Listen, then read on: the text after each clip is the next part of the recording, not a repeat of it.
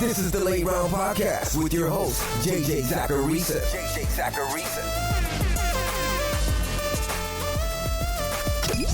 What's up, everyone? It's JJ Zacharisa, and this is episode 784 of the Late Round Fantasy Football Podcast, sponsored by FanDuel. Thanks for tuning in. Before getting into today's show, I wanted to send another reminder to check out the Late Round Draft Guide. It's a 200-plus page PDF that's filled with strategy-related information, my fantasy football philosophy, players to target and avoid, and more. Parts of it are updated weekly and sent directly to your email inbox. You can read more about it and check it out now over on lateround.com. Some people think that schedule analysis is completely useless. There are so many moving parts in football. Players are going to get hurt. What's the point in analyzing a team's schedule? I mean, if that's your way of looking at it, if that's your philosophy, what's the point in analyzing anything?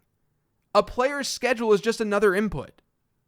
Why wouldn't we analyze that?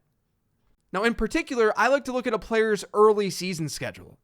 At the beginning of the season, most teams are pretty healthy. We have a general idea of what they're going to look like.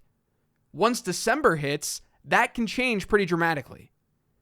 But also, how a player starts his season, how he performs in fantasy football, that can really impact the way that fantasy managers view that guy through the rest of the year. There's an anchoring bias that goes on. Not only that, but if you have a player who starts off slow, you might start second guessing that guy. At the end of the day, you want players who immediately appreciate in value. You don't want players who lose value. If you draft a guy in the first round and he has a bad first couple of weeks of the season, and then he ends up having a second round value, you don't want that. That's what today's episode's all about. I'll be looking at players who have favorable and unfavorable starts from a schedule perspective this season. So with that in mind, let's get to the first player, or in this case, set of players. The Seattle Seahawks passing attack has one of the best early season schedules in the league. And with recent news about their running backs, it could mean they go even more pass heavy than normal. To start the season, Seattle gets the Rams. The Rams' most experienced corner ranked second to last in PFF grade last year. And Pro Football Focus has the Rams currently as the worst secondary in football heading into 2023. That's week 1 for the Seahawks. In week 2, it's Detroit. Not only could that game get pretty high scoring, we saw a 48-45 matchup last year between those two teams, if you remember. But the Lions secondary is nothing to write home about either. It's not as bad as the Rams, but it's not looking amazing. Those are two very, very good matchups for Geno Smith and company to start the year. They get Carolina next, and the Panthers secondary has some upside. So there is a little bit of volatility there. But then they'll follow that up with the Giants, who have a beatable secondary. If nothing else, though, the first two matchups for Seattle are looking very, very good. Geno Smith was already a late-round quarterback option for me, but now you know that you can start him in week 1 and week 2 without second-guessing yourself. Another passing attack to call out here, the Chargers. Their first 4 games are looking pretty awesome now that Jalen Ramsey is out for an extended period of time, because they get the Dolphins as their week 1 opponent. That game not only could end up being high scoring, according to FanDuel Sportsbook, it has a 50.5 point over-under, but without Jalen Ramsey, the Dolphins secondary doesn't look as tough. With Ramsey, it would have competed for the best in football. Without it, it's easier to attack. After Miami, they get Tennessee, Minnesota, and Vegas. Each of those teams ranked 25th or worse in PFF secondary rankings entering the year. The game against Minnesota in particular has a shot to be another high-scoring one. I don't totally mind Justin Herbert at ADP, but I definitely don't mind his pass catchers this year. As I talked about last week, Herbert's a regression candidate and should see better numbers this season.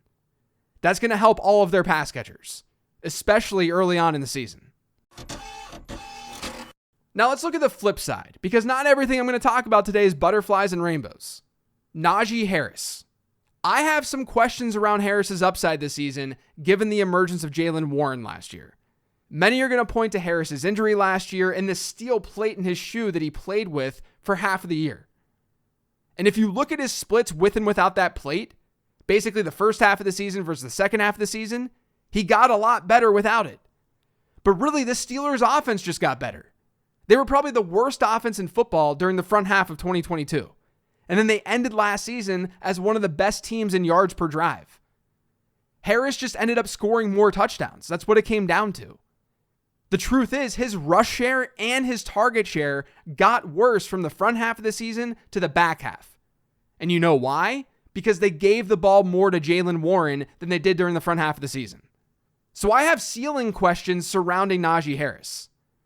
And then the first 2 weeks hit, where the Steelers get the 49ers and their front seven, followed by the Browns, who made some key additions this offseason to boost up their defensive line. And we know those divisional games can get ugly. The other point to make here is that there's a chance the Steelers could trail in both of those contests. FanDuel Sportsbook has Pittsburgh as a Week 1 underdog despite playing at home against the 49ers. And then Cleveland just in general could be competitive this year. There's a chance that we see more Jaylen Warren in some negative game scripts this season. That could also hurt Najee Harris. Now that part is not a lock, but it's a possibility.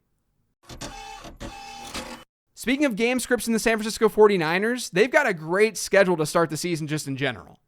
They kick things off against Pittsburgh, which is what I just talked about. It's not a super easy matchup, but it's a winnable one.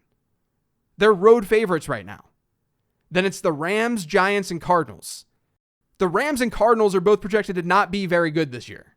And the Giants could see some regression potentially. Their win total over on FanDuel Sportsbook, 7.5.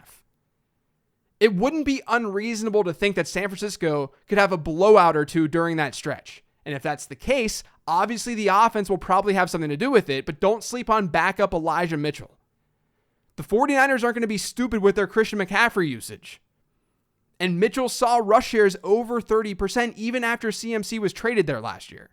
If you're in a deeper format, he may be able to find your starting lineup at times during the first quarter of the season, even without an injury to Christian McCaffrey. Now, most of us don't have massively high hopes for the Raiders and Patriots passing attacks this year. But both teams could struggle to start the season given their schedules. And I'm lumping them together here because I don't want to waste a ton of time on these two teams. The Raiders over their first 2 weeks get Denver and Buffalo. Denver has a top 5 secondary heading into 2023. And Buffalo at least has pieces, especially if they can get Tre'Davious White back to form. We could see a negative game script against Buffalo for Vegas, and that'll keep some of their pass catchers relevant from a volume perspective. But there's no doubt that we should be a little bit nervous for the start of their season. And then with New England, they just play in a tough division for passing. They'll kick off their season against Philadelphia and their strong corners. And then they get Miami, the Jets, and then the Cowboys. Now without Jalen Ramsey, the Dolphins will be easier. But those units are all basically candidates to be the top secondaries in football this year. I'd expect more of a ground and pound approach from the Patriots to start the season. Now, I know reports have been favorable with Javonte Williams of late, but there's still a very, very good chance that he's not 100% to start the season, and even beyond. And that's huge for newcomer Samaje Perine. We've seen Sean Payton split up his backfields historically anyway, but Perine could easily be the 1A in that backfield to start the year. And Denver has some really winnable games. In weeks 1 and 2, they get Vegas and Washington. The average of those two teams' win totals on FanDuel Sportsbook shows that Denver has the easiest schedule in the league through week 2. And it's one of the easiest through week 4, with them then adding Miami and Chicago to the mix. Now, I do think that Miami and Chicago are far harder matchups than what they're going to face in weeks 1 and 2. So weeks 1 and 2 are what I'm really focused on here. If Denver hits some positive game scripts, that's going to favor Perine tremendously. It's one reason why I think that he could be a really nice target for anyone going with a 0 RB or a hero RB build in their season-long league. It's tough to talk about schedules without mentioning the Saints this year. New Orleans is not facing tough quarterbacks at all in 2023. It's pretty wild. Some of that has to do with the division that they're in, but even their non-divisional opponents don't have scary quarterbacks. Now, obviously, quarterbacks aren't everything, but they control the most in a football game.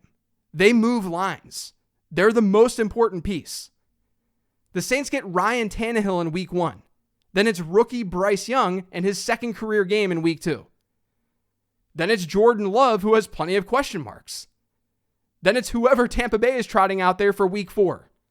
Then it's Mac Jones, CJ Stroud, Trevor Lawrence, Anthony Richardson, Justin Fields, and Kirk Cousins.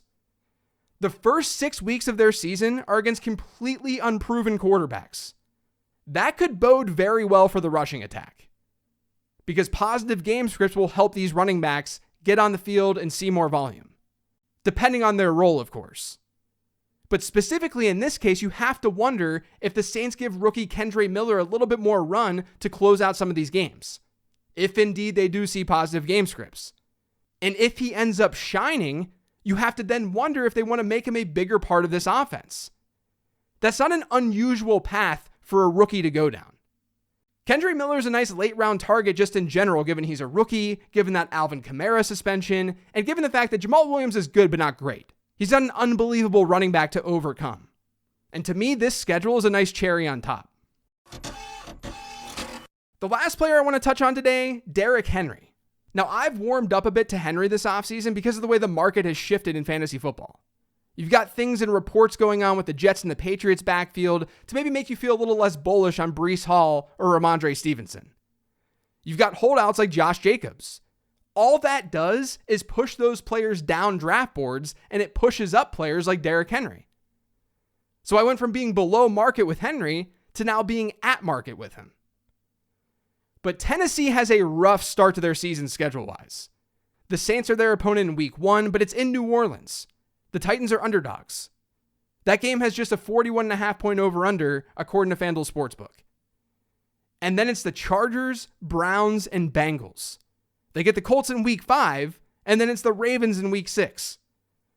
Those are games where there's a real possibility for negative game scripts.